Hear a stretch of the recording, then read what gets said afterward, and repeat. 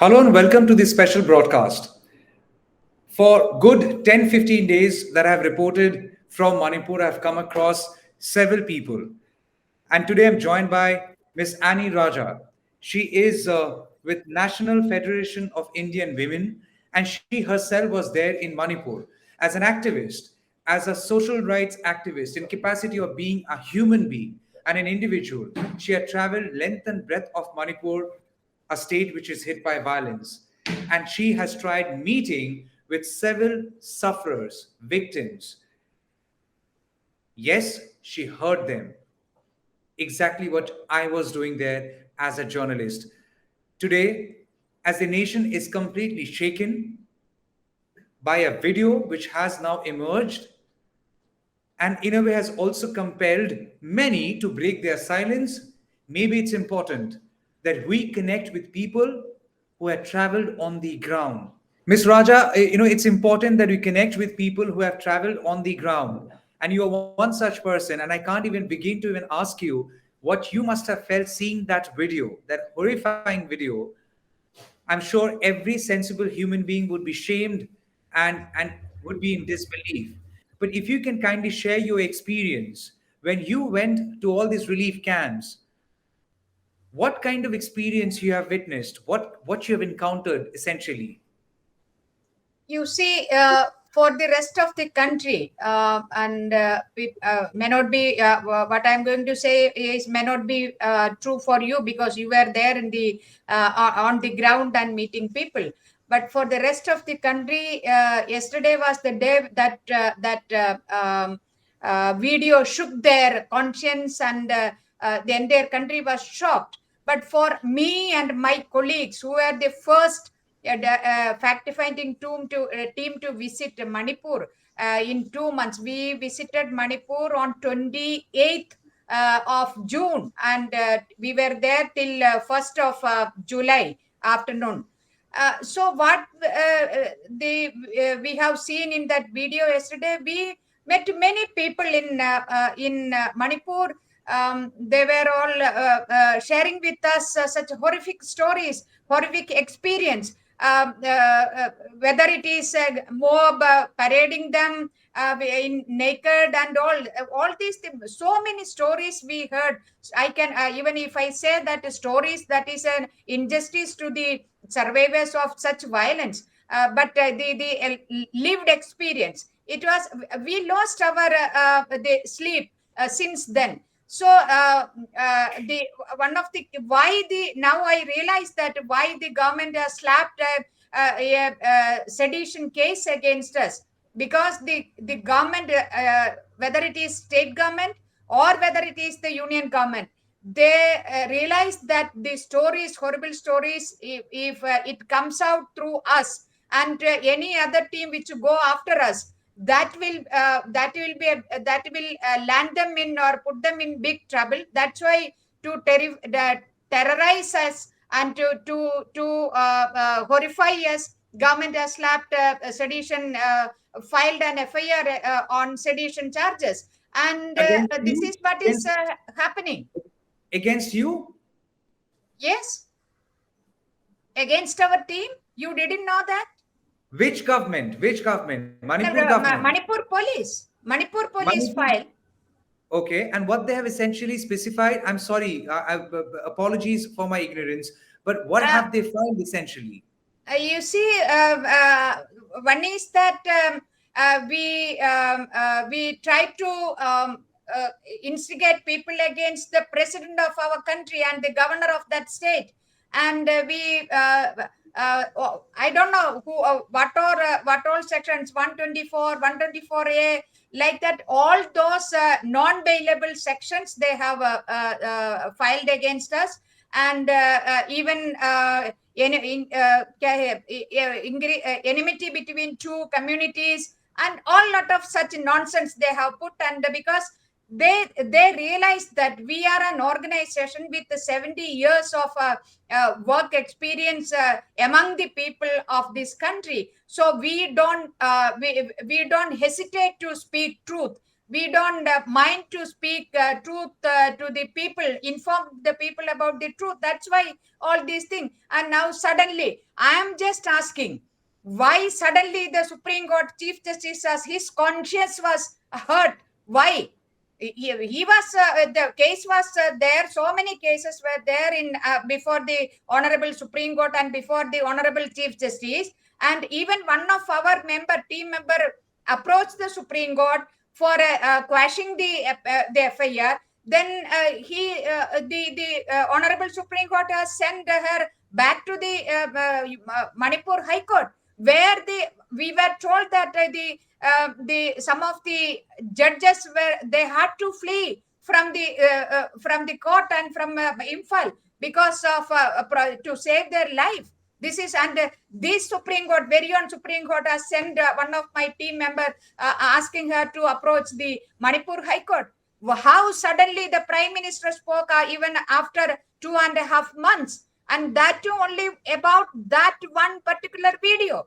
And it is very, very unfortunate that the Prime Minister, for a response from the Prime Minister, this video was needed. How many more videos whether the central government needs or the state government need to respond and take action and take constitutional steps to bring back peace and normalcy in that state? These are all questions we would like to ask. So I am curious to understand, Ms. Raja, for a state which is reeling with violence, which has created havoc, and which is on for more than 2 months, for that state government, more than controlling the situation, filing sedition against you was more important. That is why I am saying why that also now it is very clear. Filing sedition charges against our team, fact-finding team of NFIW is so, for them it was so important because the truths come out. Nobody, ours was, as I said, we were the first team to go and interact with the women and children in the relief camps. And you think the government is more invested in filing sedition against people more than controlling the situation? Yeah, that's right. The reason I think because we, after our visit, at the end of our visit in Manipur, we had a press conference in Imphal Press Club, and in that we very categorically said that by talking to the people and by interacting with different sections, we also had interaction with the district collectors of 2 districts. One is in Churachandpur and another one is Bishnupur. So after all these things, interactions and observations, we are of the opinion that the violence which broke out on 3rd May was a state-sponsored violence.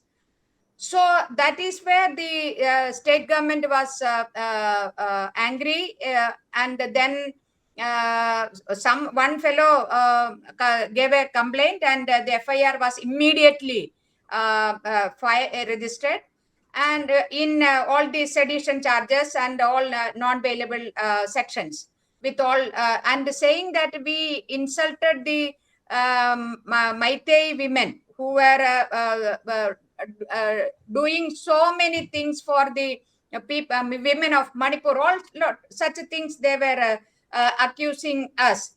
So that is the thing. So when we had that press conference, immediately government intervened.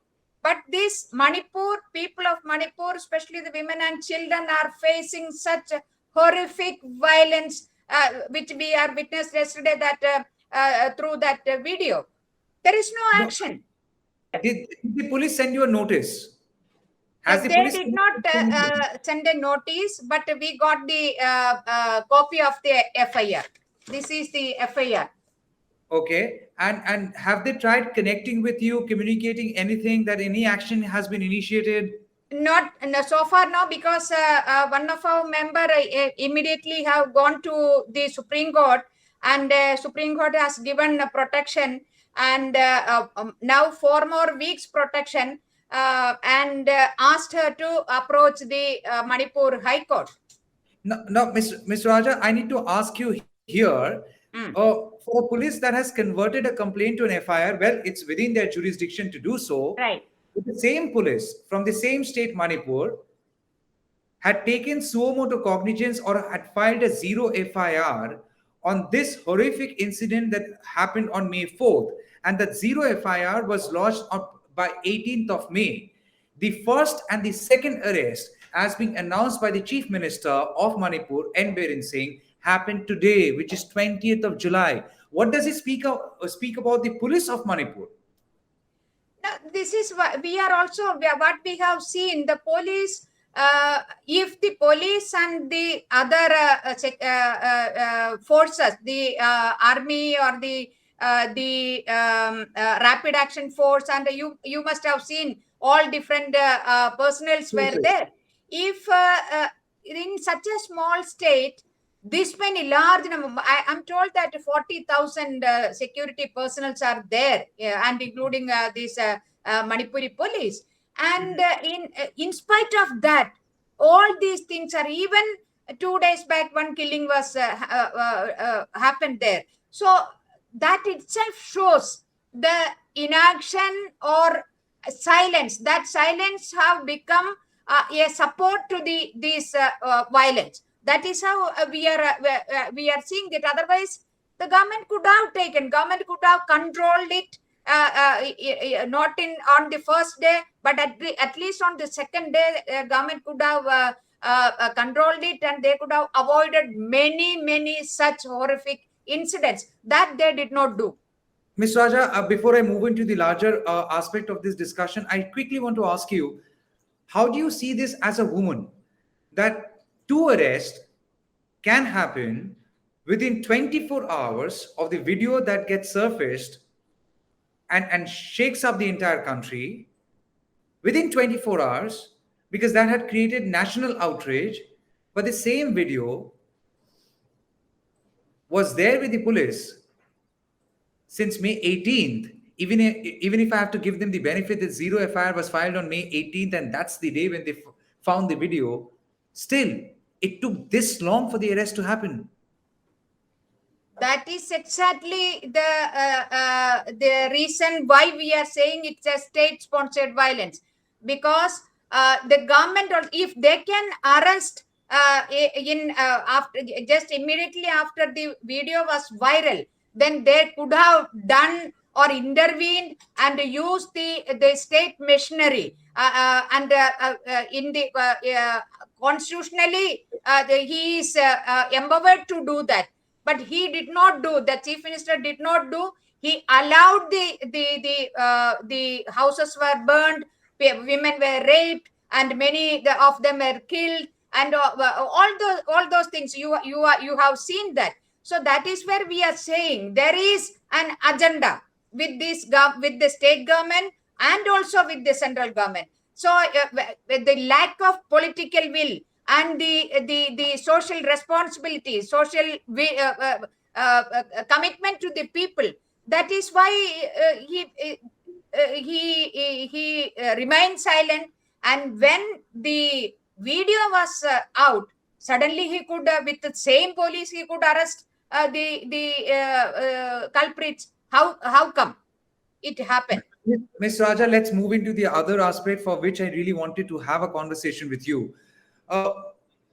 When you travel from one relief camp to another relief camp, I'm sure the experience had been quite difficult one. Do you recall any such experience of any such woman or any such individual which possibly would stay etched in your mind forever? I have many. I'm sure you too. So if you can share one or two experience of those victims, what they've endured, and how their life has changed after that incident. You see, one thing is we must understand. We reached there almost after 2 months. And by that time, till that time, there was no serious effort from the part of the government to instill confidence in the minds of the people. either by visiting the wounded people who are still the people are there in the RIMS hospital with bullet injuries for the on third night they were admitted in the RIMS hospital. But so far, not a single, even a police constable or a single government official visited them. And they are saying that if somebody said there is an FIR, but they did not have the copy of the FIR. What I am trying to say is that going and meeting the people who are injured and in hospital by the government officials or from the part of the government, there could have been some sort of trust in the system. But nothing of that sort have happened for the last 2 months. So why should the women, if at all they have gone through such, we are sure, very sure that such more incidents, even today, the CM directly or indirectly, he also said this is not the only one case, many other cases are there. So the why should those women, those survivors to speak that thing to anyone for that matter, because they have not seen anyone who are standing with them in the hour of crisis. That is why. But I can tell you, we also met a few young women. They are the students. They were also a mob paraded them. They were beaten up, and all such crimes have taken place with them also. Many other people are there. Many other women, young and old, are there with such a story, such lived experiences. So that is why I am saying the government allowed it to happen. And Miss Raja, we need to talk about the human aspect here, because the entire, sorry to say, but there is a section of media which is so engaged in blame game. Possibly at some point we are forgetting that these are human beings. I can't even begin to fathom what those two women are now going through. They are there, they could be there at a relief camp. Their faces are now known to the people around them. I really want to focus on the human aspect. You remember when I met you near Kangwai village, you told me that neighbors are actually missing each other. It's not about A community or B community. People are actually missing each other. Why do common people suffer like this? If this violence, even if it's spearheaded by somebody in particular, it's always the common people who suffer. And also, the second tailing question is, why is it that women are always a soft target here? Like wherever there is a riot, a situation, or a violence, women become the soft target. see, number one, why should the common people suffer? That is exactly I am saying. Who is responsible, constitutionally responsible for safeguarding the life and livelihood of the people of the any state, whether it is Manipur or for that matter any state. It is the elected government. That is why I am repeatedly bringing the government's role in this entire violence. Government did not take any sincere step. The women not only women, the people who are in different relief camps are saying we are really worried about our neighbors who were not they are from they belong to the other community, but still there some of the women were really crying, thinking about their neighbor who but belongs to other community. This is the real story of all the, whether it is Kuki dominated districts or the Maitai dominated district. This is the reality of the people who are in the relief camps. In spite of their difficulties, they are saying we want to go back. We don't want to go to any other places. We want to go back to our villages. We want to live as we were living earlier with our neighbors. They are from different communities, but we were living together. And this is what people feel. But who are responsible? If somebody tried to invade into their peaceful coexistence, then it is the government which should ensure that nobody disturb their peaceful coexistence. there the government failed. That is what I am trying to say. It is yes, I am from not from a BJP. I have my own politics. That doesn't mean that what I am saying is politically motivated. No, this is the reality of the situation of Manipur.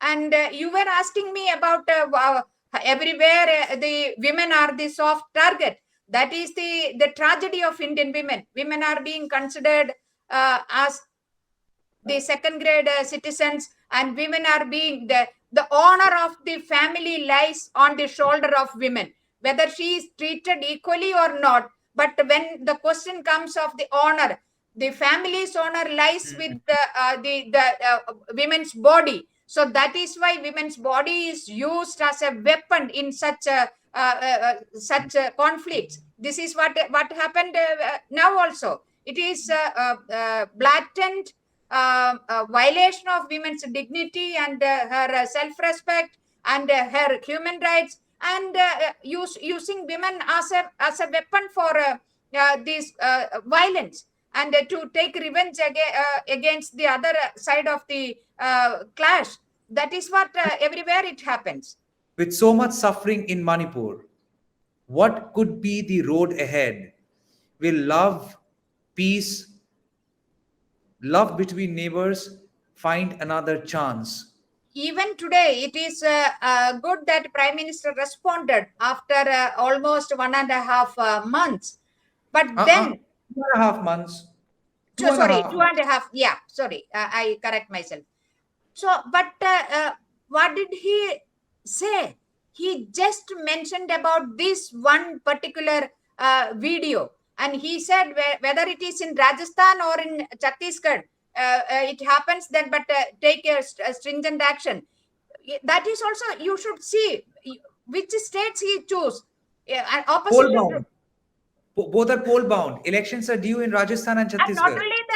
only that, these two states are ruled by the opposition parties. Why did not he mention the name of Uttar Pradesh? Why not the Madhya Pradesh? They're all, if every day we are coming across the cases, reports of violence against women, rape and murder, and everything is coming. It is not. It is everywhere in the country, and that is why I am saying, when the after 2.5 months, Prime Minister opened up his mouth, he spoke, and but he did not speak a single word about how to he will ensure peace and tranquility in that state of Manipur, where the people are reeling under such conflicts. He was just mentioning about one video. Can this government ensure that the people from the administration go and meet these affected people, survivors, and people, the families whose dear ones have killed in this